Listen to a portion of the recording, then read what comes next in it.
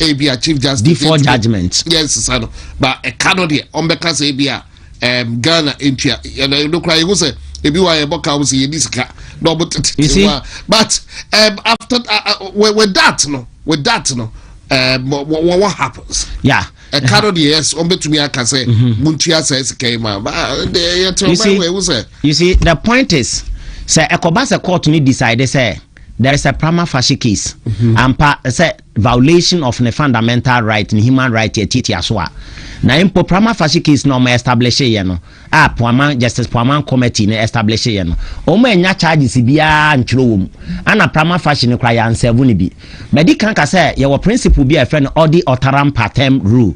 The principle of fair hearing. E kire say fa pepepe ye obi. It is obi no obi nya asem atiha ne tiha before ansana. Wabo ana kwadu na oye petition against obi a say wasama asa nipa we a sebe otia sesi ase keke makosama wo otumfo te kokoso asase sura na makwa sama wo no a ese me ma wo copy of nsama na me de akobo no say ade se ni se na wa ye tia me a etia me nti me bo otumfo amane na me de copy ye den esebo wo keke wankasa wa ye me bone no e friend fair hearing pepepe ye na me mfiti preko pe na me de copy no akoma otumfo abrama ma wo copy eti maame ne se amane bi ana asem kroso a me de bo no esese me de bi ma ote kokoso asase wura na me de bi nso amawo a me bo kwadu ni sa de se ni se na ode ayame and the charges no must also be level against any parents ani me ni nyina maame ne se ya mfa ama no eti ya mfa ama no de de se wa fa kana na so na wakoyi na free wo se stated misbehavior na me ka besusu de ma me ka stated misbehavior ne se medical kan wo afidie so ese ye ka se stated misbehavior ne ye noun ana stated ne ye den adjective enti adjectival phrase e qualify noun ansa na noun ni mu be yeduo no just adjective no be hye ma enti adjective qualifies a noun enti noun no eye misbehavior enti framers of the 1992 Constitution of the Republic of Ghana no the entia omode stated ko kan misbehavior ho ne say e was say offense kro no ye define bone kro na eye misbehavior no e was say atro wo ye book mu enti o de ba o kan Ghana mra no article 1911 no ha obetima kan ya me atie time all offenses must be defined and the penalty for it must be prescribed in our written laws.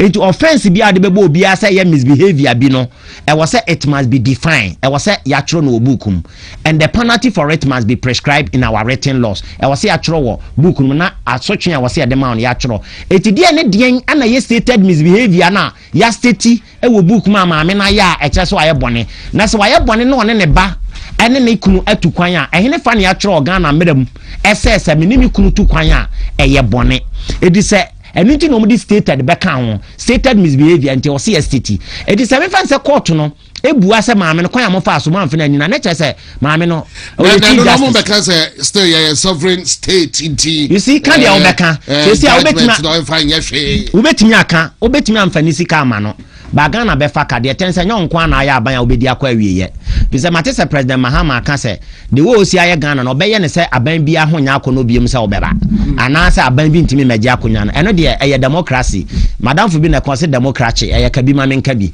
enti eye na adwene na wakire na media wo ye se Ghana ye fa 8 billion cedis da bi e pompi ansa ma dollar etimi agina ansa na se 8 billion sa reserves na ho ne sa bede na dollar na agina biem it is a yamfa Bank of Ghana sika amfa nkwanko gina dollar ntimi nyina it is obi tifie no so akoto car fofofo a eye Ghana sika ne asan fa de gina dollar no na se sika na guwo ne sa be next 2 years na se sa ubehunu ba bia dollar ne beko oye ne sa se bia 4 years ne beso no aban a obeba no sa mre no ne penso beka se me 4 years no mitimi che dollar ne gina na aban kro na beba ne sika na sa o na beba wo penso na dollar na start e kosoro sa bre sika ni wona wo so de ache dollar na Ghana fo abotiri so se wo Mahama ho no na dollar ni gina benso ebia aban we de oba MPP aban ba dollar na gensemu eno ne botai a wode ye for 4 years because onim say onko emabiem so the point is sa aban foforo ba na se maame no court atimi awuru ama no a ka hu se omo pa omo so be reinstate no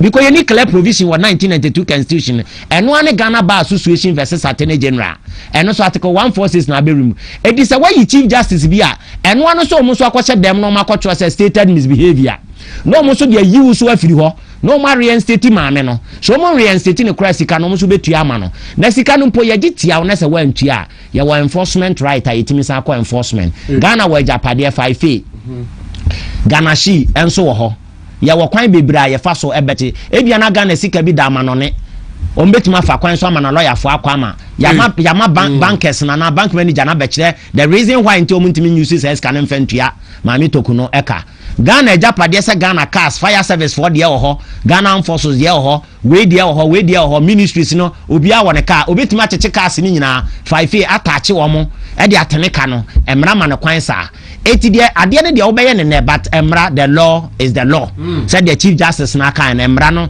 e de mra eti within 30 days ye hwe se omo be file omo response akwa na maame no so wonim se law firm o de koye no Fami Falana omo firm no ye a very renowned firm very renowned firm omo ne file ade no e de ko a lawyer fo egu ya kukudam ana maame no so engage wo mo etu atueska na lawyer fo no so ye na dwuma ma no what you say sir etu omo so be hwe se pepepe ye de bedi maame no eti de aka say the law is the law eti emra ne ye mra enti emra ne chewa na ache se de mom de mra ne bi adi obi no enti maame no meka say so onko kodene kopim so be exhausted law ni nyina ne yenya provision bi ato ana yenya ratio bi e de ato a kire se ade we ne mra e wo Lawyer Evans Oseibunsu is the name na wa walking through and also the ewra eye ECOWAS court and some of the betu ja Justice Sremsai and so at the court now that is a no my interpretation for from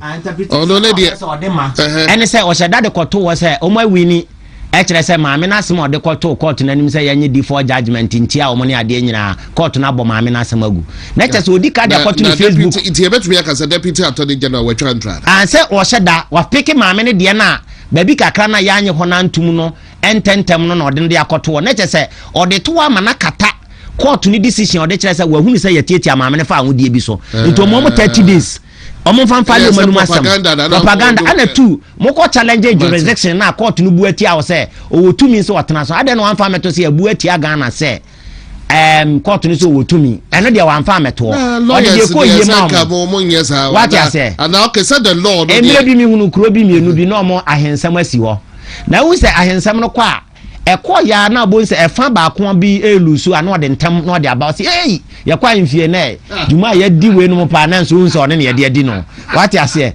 sa e bi na srem sai oh yeah sai we body ba say justice srem sai deputy attorney general ube hu agu ye we dey wan yade justice wa yade lord yes mo the bible say adwuma pa yes oh justice srem sai we dey we mo bodua na nti mo bodua na no aka kire say ye modua sa asem na de beto won say ye mu antia mo a so naka ade atoa yeah, to adjumadi no so Kivo 4-in-1 Gary soaking mix.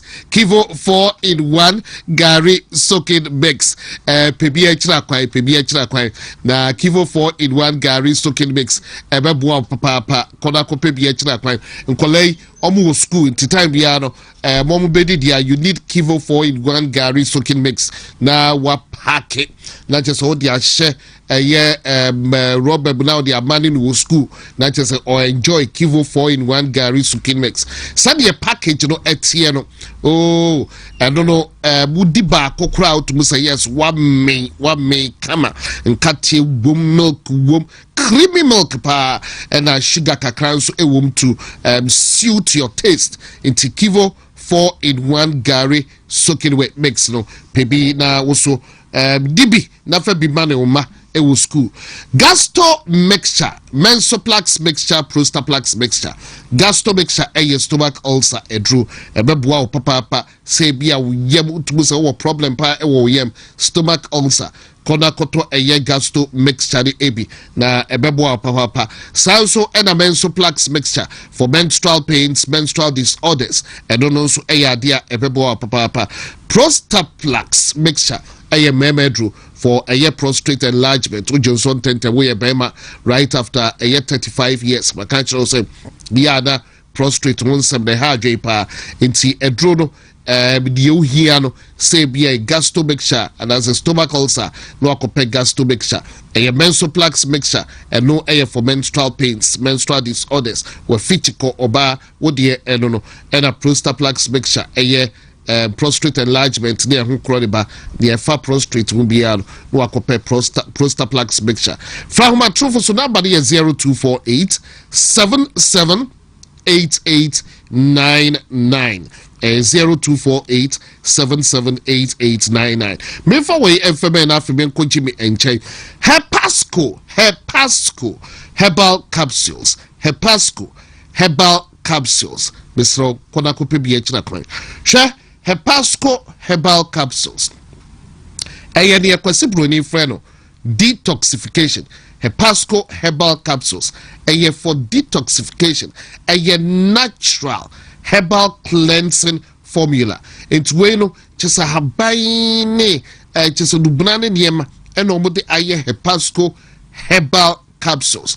Now why would numbia and maboja of dium frusani kama a ye fibia a free widium and mediane no digested kama while to so nam hodoma who did it Miss yep can for a drobini as a drone ya na FDA for giatuma no akope bi achina kwan Hepasco herbal capsules call a year pharmacy bia bekomubia unsabekemi including a year Casco herbal shop e wachimota mile 7 Presby Junction hodoma okwa ye kufurudia Casco herbal shop ebe a year Jackson Park or unsabekemi Cape Coast Salamat herbal and a research center unsabekemi wo pharmacy be a bell be a herbal shop biano okwa wo se ope Hepasco herbal capsules kona kope bi achina kwan emame from our trophies number is 055 745 3579 055 745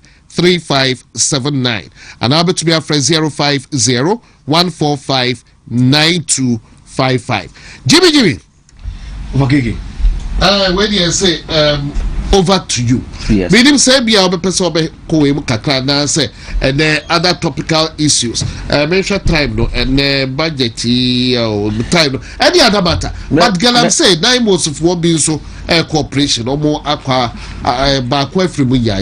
Ti e mu ne way na we person ubekum what to be your pick. Yes, back da upon so the making kakra dia fa ho. I believe say irrespective of whichever we are in Ghana for, especially the certain government, you know the issue about Chief Justice, former Chief Justice Tokonono, abandoning ending year, because right from the campaign period, Union Mendisi for including the president was talking about resetting the judiciary. So, and the whole idea was that in the ability or in an attempt to reset the judiciary, they have to make sure say, because there's no way they can do their resetting agenda at the judiciary arm of government when the woman who was appointed by the previous government is still the head of that unit. Until we proceed the frame suspended now later, it gives an information to the Ghanaian people.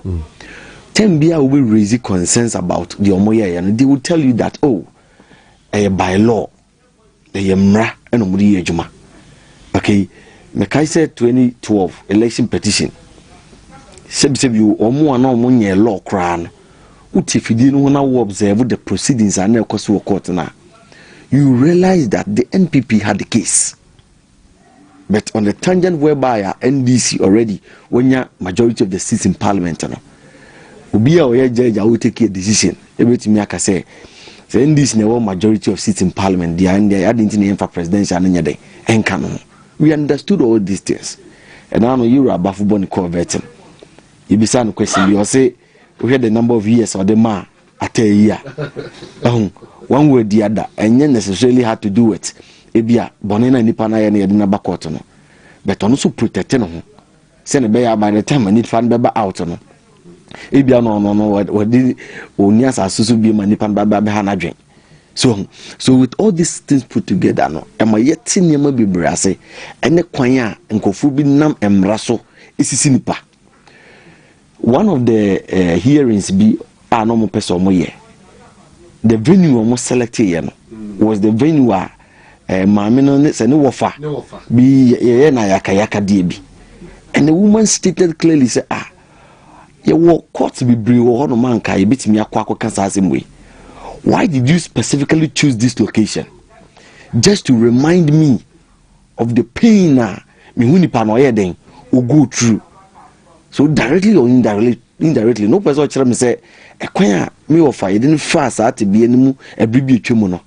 Ye kai won ya mo wat nyanka ye say, "Sa kwana pepepe ne pese ye de yeden ye de faso." Fast forward. Ye bafu boni e man be ye acting no. Utie minority for nsema no mo kana. You see ye to force in my a literary statement be during the vetting. I know you to Shakespeare and Macbeth stories. Okay, to yes,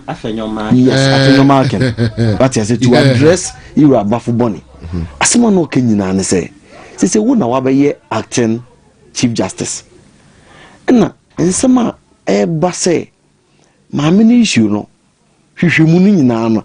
They are being on your just obey who be him, because say. Who you next mamma no di say what's the son is better so sa ko nyakora na also person here dem what na so ndi be si den na akoy issues among for the basa hwehwemu no obehwehwemu na de ye di abọ maame no yakwa pim say enya no kre na nti ensan fa no better na kunya so there's no way you are going to work on it nti ba bi na yafa ye de bedu na at point in time and some na minority for no kenyina ne say asem no baby e wono adentina nka ban nya botre so nka yenke bibie nwie na de yemu amame for na charges e de abono no yehu say charges we na lawyer can be about akwantu a oni ne ho kafo 2 year I know say emra wo ho a nyo no nko na o chief justice a oni ne ho kafo 2 kwan and say inimre bia say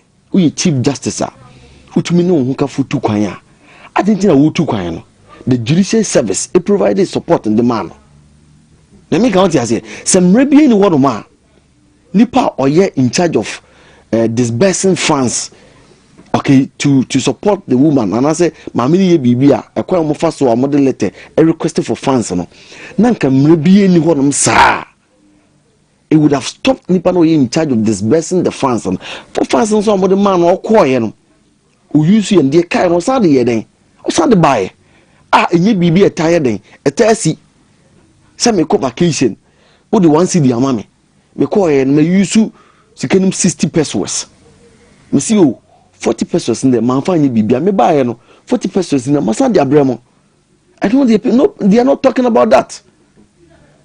They are not talking about that one, but the whole issue and then the whole argument that union men this for any aban otia kunya so e de bom amene de what trans now ko chika krana the all that you see is that it's an agenda but the nyina can say you see this a bad precedence a bad precedence even some of them behind the scenes they are talking about what is going on all because they think that and them company mahama odina memonu wi akotena nchen enya de a obebembiem but they are going to be the victims in the nearby future. Yeah. Say a bus is here and young for BB and to talk. And see, once the precedence has been set, which are some of the cases, allegations are any erasure, nipa bemians any erasure allegations at the core, and omobuti and say because of that, when you read the content of those allegations and the bonus, I would say they are clearly sponsored. They are not about the software or more judicial service one ma obedient case by a do some Kwaku Nkansah memorial systems no muhua ma as a chief justice. So now we beat a machine a computer.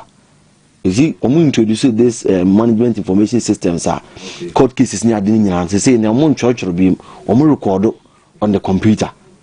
and nipa no ba ye Kwaku di natem ye kudi na asem no ye case no file no e computer no so ye hunu na wa we in charge of the computer no ye per case no na want to provide baby e case na could do information about baby o my case na could do nyina no na we in charge of all system so nti the system na baby a so a copy no and that's the document about baby e case na could do no etumi ajira efi o computer no so ye per information na ye nya na etumi akoto case no so na in a way e bia ono e be the chief justice no asem no could do nanim no suspend wa a wrong thing now ayana.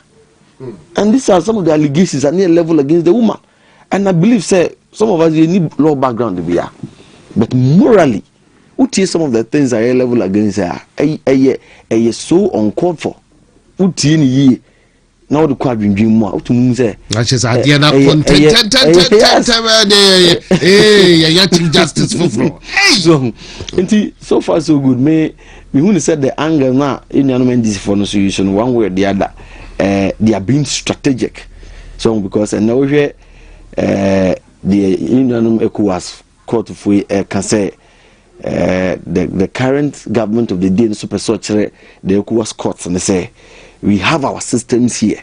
The BBR and he say mobile become some now one way or the other say they are overstepping their boundaries and the limits that they have. So just to make sure say WONTUMI didn't mass him, but whichever way it is, I don't think say the government of the day any mamini idini and untina me hopeful say issues about human rights and the kwanya omofaso omo handle no mamini tokosuna or persiwa ebia obenya some form of compensation be through the courts no any that damages near the amodi ayen nyina no obetime nya bibi e de afri mo nti yebesre aban no and we baby a if the posture of the sitting government the kwan of us wa odi yera bafo boni be si so tentem ansa na ECOWAS court crowding response near the baya to say it's a clear agenda and it has been well executed. Everybody in man this for about so my idea. Yeah. Oh, much and present. I be a sa a down. But I say in the nearby future, and I did back with me and say now that you're Buffalo Bonnie, the current chief justice, possible say he will be the next victim of the day. Oh yes, no class next year yadoko or no next year the year as no person and because someone say 1 year and the obey affected that the umber point in the beam. So if you are just a somewhere the coffee or but baby so about bet me now we are better truncate to a catria. Yeah, Anna Justice Palmer and the next commander or the most senior obey tonight is we are justice Pamana or no Pamana or no aesthetic committee or down me chief justice do I or no nasa bass power a shift here obefa a yaw musa the MPP for the talk no the anti I was so sense you a scene na home. Na boje say share we aboje say share so sense you egum na keke me fa we mfam kakra ene me hu say papi unanimous decision o ma jai Maswal Mahama assemblyman na de nchirobo ase yeah o ma jai nti you see the law is the law o ma jai na say in fact I call judge no held on point of law direction and non-direction say high court judge no ujina de ko accuse no ekan so no de bua we ne for you see already Republic versus Amuchi versus the Republic court na kan sa asem no say bia wa rely ko accuse ya che accuse person mienu na ba kwa ka say eye we na yes abone no wan fana anya witness ama na ukojina ni statement so aya twra enye once year old and they trust our statement but we the person omchan say ebra ku accused person e can say wan kan we nanim in the presence of assemblyman nanim say wa assemblyman ona aka say monunku no ye lenche ne yenku no wan kan o man kan wan kan ma assemblyman na ante ewo ko a police for nanim de etoso mienu court no san relies aku accused person na numa asema o kan no say assembly man na kan say onye sa de no nso na nye on oath because when you that man share ne caution statement aye take and at the time and for that matter you gina no so sentence assembly man ye ja no unanimous decision ma ja no nti assembly man afa no ho adi the law is the law the law is the law but as me quick one me ko Jimmy Nchain e bia be che time no kakaka na ma but with OSP there also they say what's your take few moments there okay asama da bia me ka kire so owura kisi aja ben na wa bin pass na for calling for the head yes you see owura kisi aja ben wa bin pa na reading a criminal law pamphlet ni ade a me kan case Republic vs Katamaiki rape ni ade papa no otra nye easy ona ma mete criminal law ingredients na siye o kan ni books but a bride office man no me hu ni dwumadie I am one say no office am hu say na Akufo-Addo His Excellency the former president wa create a say I say ehun hia he said one because it be argument back on WONTUMI the law of on causing financial loss to the state no say law no when no one why attorney general and etimi ekon eno kra nka ono ye corruption and related matters. Say corruption be a cause or related matters, but you cannot charge somebody causing financial loss to the state. You see, you can see a charge will be causing financial loss to the state. Ingredients, no court on the case of Republic versus Woyomi. The case of Republic versus Woyomi, no court on ingredients of causing financial loss to the state. And near me, Cheso Ubia, a just causing financial loss to the state. And also a attorney general and a debate now. And can't ne act na the man on and can't or wreck is here jabbing. 2. Orek is here jabbing charge or the abo sa and pennyphone on pennyphone. So I charge you on the age so cry is 62 as a 63, 65, a copy 70. Zancrophone on Quanacha, including Canadamwa. Our MP for Jama, what? Yeah. Or no crowd with 65 years. And I day ne echo. It is Zancrophone at Domo in a charge or the abom 78 count. Yeah. Keke, she wouldn't be the entire opuni case no. Honorable opuni the case in a chair. I know charging the 27 count as a saying. So 27 count. First then I'm 30 something. No, we reduce on bar 27 count. Court no me be free when I can 27 no crano. MPP cra count no new baby ana. MPP di free so. That means that now the lawyer you good. Your friend Ora Sam Kujo. Yeah. Anti objections or file applications challenging every single process be not challenging. Until before you realize the MPP free so. Nature say and no mobile bent are nolly prosecutor nolly pro. Indeed. So rec is here jabbing fees sancrofo my boni bia. Now o charge you ma first of all count on quite 78 count. So 78 count ye mobile count no credit ye be only ye back out near the charge sheet in a account 1 statement of offense. In the count 1 they based it on conspiracy to defraud. So statement of offense that you so and so count 2 near Bababo at the crowd abatement of so and so and I say be a substance defrauding by false pretense and count 3 causing financial loss to the count 4 yanking kind in 78 count no crowd and yankan we adetia ye be sa be kan count ni biom that ben judge no crowd beda obeda o courtroom ho that's how that so ugina wona so ugina wona so ne kan count ni nyina na 70 ye court to crowd to da ye kan 11 count double sa lawyer for ne yifo nyina ne abre yankin ka account ni bewie na wabere etoda kra judge bitimi ka say o dey read the facts na kakra ensa mbra na ya meto asukina na o dey 78 count ana ade abono e dey be bone nko ana o ma ya eye SML company bi ana say omo no ma konhyehyɛ nto ma cause financial loss to the state. Ingredients will state wa Wyoming Republic versus Wyoming no.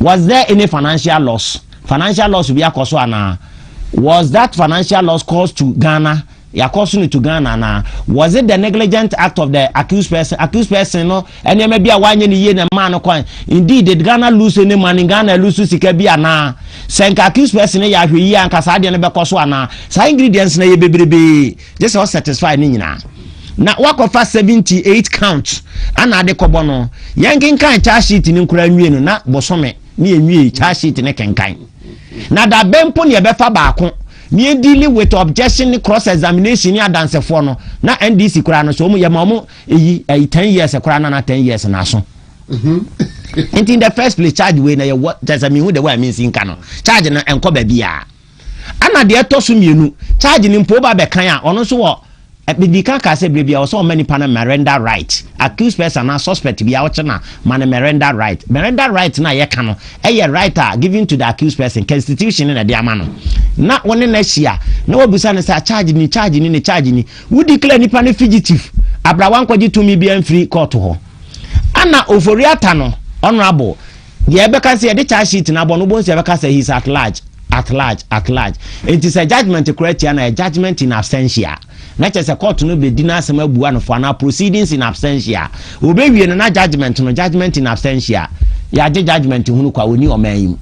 It is about tamaklo. Unim say buano for. E be se na e si ba e o nkwache mai. Eti ya judgment hunu kwa enye state sika na yekwase no. Eti state sika na the prosecutor say be kwa mo yusuka fuel da bia 78 count. MPP kura be baba be bu o man wie na 78 count ne enka wie. Take up moment national na china nko ba bia sa 78 count no. What I say? This was so share that on SRT. Yeah, but who say Justice Pebu or your friend Martin Pebu etietiabu sa obe petition assembly assembly ni wo ti ase ti di omo ye ni nyina krokro da dwon ti ase ye da che aban say for omo court na head frustrate omo say di omo ntimi nya campaign eni ti no omo yes abato ra mahama etoda onkasa nkyere na appointees eni nipa ye de tumi die ahye omonsa asem no say nyina so obi anyini so a manipa ni nya ne bu oman ni ye kama na me nka so obi adisa say obo judicial wanya very respected so omate tribunal parliament a pass law no on say na tribunal tete rollins tribunal o masa ya ba ene no mo say e be try galam say for fine ya lawyer for the adwuma na ebenya tribunal no so yete a the otimu preside ne nkwa na nimra the aka ne ye de job for the boys NDC for job for the boys betana court obi next time yetna say bia ya me adum na Tuesday ye be rasa tribunal no na watch ne aba betum na o man hwe ya de wuye na ntimi akosi apa yem NPP ana ban foforo mra bi mu no wan hwe na wo owura mahama within 3 years constitution ne makwanse etimi trial na afi na wona mo chew no mo so do ko sam na obekwa kofa Jesus Christ about said the lawyer be kind and na still bail say everybody that shall justify a condition it never be on ma 78 count there any one fa bin count na 100 count preko no work is that one fa kakra the bear count sa on fa to 22 enka ho na 100 count na count no kra yenka nwie no mu nyina ada sa 65 years no matter o court ho what you say so da yeah sorry you my dear so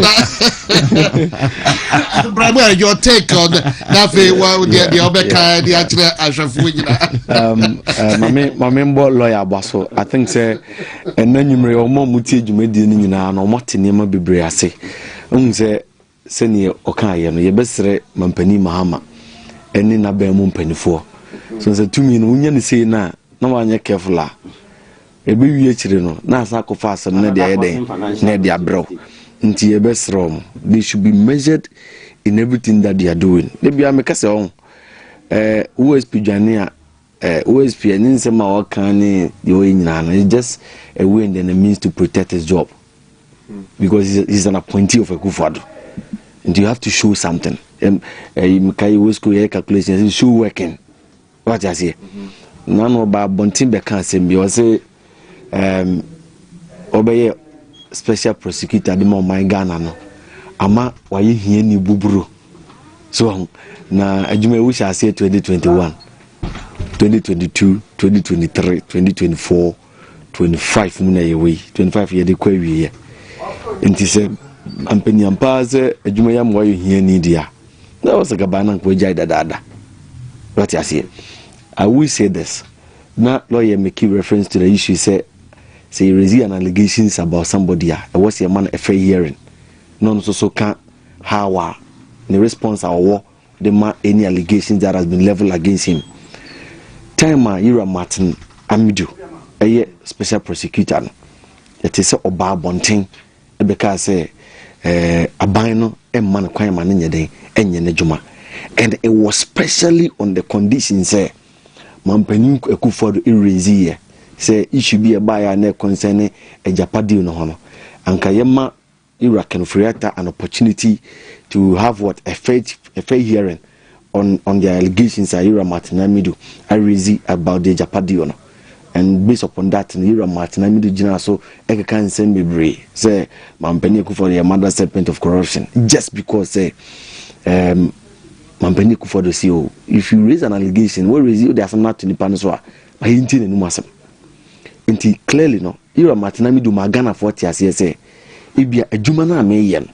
These are the challenges I may face, which wasn't any challenge indeed. But Ira Kisi Jabin Betanasi. Offer. Ede Umidian. Political shoes, they be a Leani veterans between Sene Abasa. What to say? Ira Kisi Jabin Bekasin the Jumana Oyen. Ubi a sin quine. And also the infant say, a binder than a bresson on our appointment. Into which me a how can be swa on my own Juma. Mrs. Aban Fraba, and your name our appointment. Ojuan a question. So, the only time I'm meeting in Nka, anytime I know bulletproof cars. What I say, I need to buy one thing by a press conference and say, we hear Mercedes B's or man specs and the way I will see pen. Emma, a band to provide those vehicles at the man. But just as lawyer Martin, I don't think, I think say he mean, just say as at now, or minor and some fasobia, because clearly, previous government, a free office, or more, or attack your more fee, or more, or say a crochet. We open you cross all the almost so consistent almost right. I think so they've gone to court. Sandy Menina acquisition. And Cosive. And so say a bino, or mine, you go to Bon Hoka. What I say? Indeed, I think say it's hard time or minor you better take a fair stance on what is good for us. On the issue about Galamsey. Okay, maybe I'll bet me the 2 minutes and I say be the time look almost up. It's a minute or two that one about the top of Babina. The time you almost up there. I'm in drop it. Galamsey, dear Nami, family conclusion, Mbra. Okay, here are Dr. Brian Champo. You say campaign do say na over Keke and Sembibri Eba. I am not strategically. I'm for finding ways and means to say. Oh, ra constituency be no hwe say the opponent be a strong go hono ma naja we twitwa propaganda kakra go hono na chese oyeden wasore no ko. But this time around no, I said earlier on that Dr. Brian Champon, who's the cleanest sheets, say pe omo stand the penipa asembie ni ne ho a ye de ko about 2028 ndc fo nya asembia nkamfa no ho Ghana fo bi Ghana fo nya nkeka obi a wona tadi mo a brand champion and they say one, a lot of people raise issues about snit hotels nearly. Okay, recently Deputy Finance Minister Ekupiumo Public Accounts Committee or Ekupiumo Public Accounts Committee on my pack for ETIACSA, they are still searching for a strategic investor. So it tells you that it wasn't about he, Dr. Brandon Champion, say or to those hotels. No, he wanted to invest. Based upon the Senate board, it decided to pay investor and 10 companies and they propose a coy. But now Rock City project, proposal was the best in terms of financing and everything for Senate hotels and La Palm Royal Beach near there and the Atitia. So it wasn't about buying, it was about investing. Ghana for the man but 2 million money for no so Ghana for yesterday and my day, my proper beside if you want. And the best. More coalitions and some other union men DC4 and an ekika and union men PP4 just because of the elections no contest in no Ubia may issue and find your propaganda. It will not help. Secondly, issue about fertilizer. Okay, as an Greek minister, also the fertilizer and every what you care for. And as a minister, I will not see a member of parliament about to draw or no so call your house to house on a constituency. I was under the entire eastern region. I did see the Bosono. What I say, so share ne say fertilizer no fi amona ne bedu o man Ghana mu na you distribute to the various regional coordinating councils and district assemblies na say e dey makuafo anase kokokuafo anase omomu hia fertilizer ne dey. I don't think say eno responsibility wahwe ato akosomade na bedru ye dey about the various 16 regions every regions no so akọ mansina huduro mu di Ghana ne chene dey e was nka penifo hwe na akuafo no side den etimi kanti sa asam so no obi akogya ba bi na dey asema enye ye. And the last one it has to do with consensus and kofobi raise say mampeni for the Free Eastern region enti my yansan fam obi of Free Eastern region Dr. Brand Champon ni na bema ifi Kaira abofo ofenso okay ni na ba if in suta mampon ya so oya sante enyina so se kwawfo omo hene to a amu be hene wo mampon ene di kodi ade wo ho no enti obi kasa asam ne kire wo no kire say bia yesa de komo obi o Eastern region. It's about the roots of the person enti yesa say kutu ni agin say bam but yes sorry jubedie no so na ya sorry lawyer John Buga Abuga lawyer I and that ye uha and so the brillianty na ebia yes sorry na kwame the sorry then na obeka kire for me say what no legal talks no cost na lawyer twetwe but at that time no nti sa de ebeka no next time no na afedi lawyer so no but then na ka kire ebia ability on that or bia o ka dey akire Ghana for you wafa me da se ni kakra me so me ka ne se amamu na ye ekoso no enya amamu papa na reset na omo reset judiciary no me de judiciary na yewo nti se omo se omo reset judiciary no nti omo sore na omo de charges bia o de kojina court a wontumi enya judgment papa bia enfree mumma ene charges na wo dey bo amanfo no wo dey bo for den agenda nti say eno na omo pese omo ye dey a and your mind na omo say no ba mo ko law court mu feel reset no pa reset no say last time lawyer ba kon wo be lawyer Charles Opoku Juana things who say there may be court so court house reset about court aba say change judges be the nazi be court ni bi kura no mu ni ho court 8 obi ni ho court 6 na Germans mo fa judges no Emma so ati ase they na transfer no the driver go do court na na mo short judges say agenda reset no see as me say edika pa ya fa we de ne kwa ha na ya de we kwa ha na eyi bi na obon say ya transfer bi obon say court registrar for you obi ko bole bamboy kra because how many we so ya a bidding of MPP nti e baa no ya reset ho nyina but it not just meet you nti ha ye so edwuma no nti omo hwe na reset no omo so omo reset no omo reset ni yi na reset no omo ye ne de ye hu so kra kakra me kind ni mate me da se papa ben so that's lawyer John Abuga yeah better was papa why yeah nice meeting you so that lawyer Evans Osei Bunsu yeah better as papa na mother my former friend ebia you na be say ye bebuma my former friend Jimmy Buachiansa member of the NPP communications team Stouch campaign team member for Bride a champion and then so better was why